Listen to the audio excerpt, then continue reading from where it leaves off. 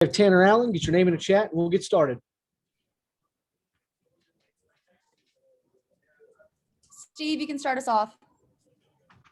So, yeah, you've been here for most of this stretch here where the Bulldogs have won 16 of 19 against Ole Miss. And I asked Chris, this has not been a bad Ole Miss team, but somehow you guys have just had their number. How do you feel about that, and can you explain that at all? First off, Ole Miss is a very good baseball team, man. They got really good arms. They can really swing and shoot. They had almost 20 hits yesterday. But we just came together as a team today before the game and told each other, so no matter what happens, we're going to keep playing today. Play the next play. The momentum is going to go from one dugout to another, and that's what we did, man, and just kept playing to the last pitch. Robbie?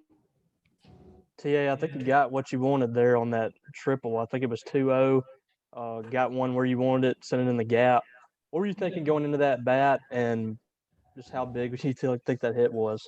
Well, I knew first I had to win the first pitch, man. I knew I wasn't going to let him stick a fastball by me. The report was he's got a really good fastball. So normally guys who throw real hard try to throw it by you. But when I got to 2-0, bases loaded, and in a clutch part of the game, I knew he didn't want to walk to go ahead and run in, so he had to give me one. And all I did was just gear up for the fastball and try to backspin the ball in the gap, and made a good swing, and the rest is history.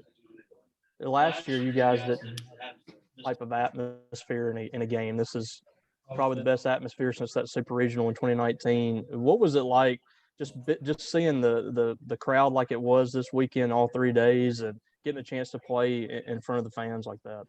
It's unbelievable, man. Like I say all the time, man, I'm unbelievably blessed to be able to play in front of fans in a stadium like this, man. It's truly special. It means the world to our team. We always talk about, man, if we can get the crowd going, we can beat anybody. So it was huge this weekend, and I'm glad everybody came out, showed up, made a big difference in Friday and today. So it was huge for us. David? Tanner, when you came up to bat, some guys had set the plate for you well there who'd been struggling most of the weekend. Take us through watching guys like Hatcher and Tanner then finally start just getting some hits and setting the plate for the top of the order. Those guys had some outstanding at-bats today.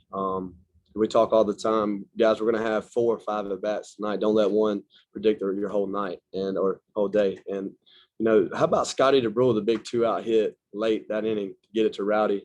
And Rowdy beats one in the ground, and Hustle just, put pressure on the defense. And unfortunately for them, the guy did kick it. But like I said, the shortstop, he's a great player.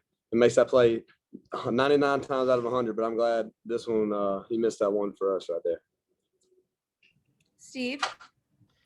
Yeah, kind of back to this rivalry thing. You've been around Jake and Ethan and those guys too, and they've been out chirping on social media about this series. Have you heard from those guys this week? I mean, have they kind of encouraged you, hey, you got to keep this thing going? Of course. I talked to Jake, pretty regular, and he texted me this morning and just told him, say, hey, we don't lose to that team up there. I said, I know. Trust me, I know. We're going to bring it to bet today. And I told him, I said, no matter what happens in the game, we're just going to keep playing. That's what we did. Tyler? Tanner, the other night we were talking about how you always have a knack for, rising to the moment and coming up clutch in big moments. You did it again today, but obviously that, you don't get a bases clearing triple unless 3 guys get on before you. What can you say about just this team's collective mentality to kind of rise up? And I mean, the game was basically won in that inning, and it seems like you guys do that time and time again. No doubt. We grind out pitchers, and I feel like I said, Scotty DeBrule goes down 0-2 really quick and battles really hard. And the guy threw him a fastball. He just used the whole field. And that's what we train. We train 2-strike approach all the time. Use the opposite field. Use the whole field with 2 strikes. And that's what he did. I think it was RBI single. And then it kind of turned the lineup over. And I knew when the lineup turned over, we had a really good chance of doing some damage. David? I know Coach Lamonis talks about winning games and not series, but y'all had to know how big this series was, not just from the rivalry standpoint, but with the NCAA making an early decision on regionals. How big was this in the picture to thinking we need to pilot these wins and keep our ranking, our RPI high for this selection process? It was really easy. It was just, guys, if you want to, we control our own destiny. We want to host. We want to be a national seed. It's easy. Win. And that's what we came out today. Just win. Find a way. Joel? Yeah, we hear you all the time talking about saying don't get too high, don't get too low. And you get this win today. I think it's only halfway now through the conference schedule, and now you got Kumar Rocker and Jack Leiter sitting there waiting at Vanderbilt next weekend. I guess just how quickly is it, how easy is it for you guys to put this in the past and past be the past and look straight ahead to next weekend and another big weekend ahead? It's funny, right? When, coach does a meeting after the game, and I'm instantly thinking, we're going to enjoy this one tonight, the rest of the day. But Monday comes around, it's a really, really big week.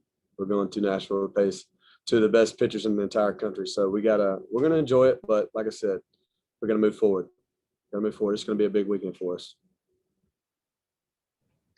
All right, that will wrap us up with questions. Thanks, Tanner. Yes, ma'am. Thank you, guys.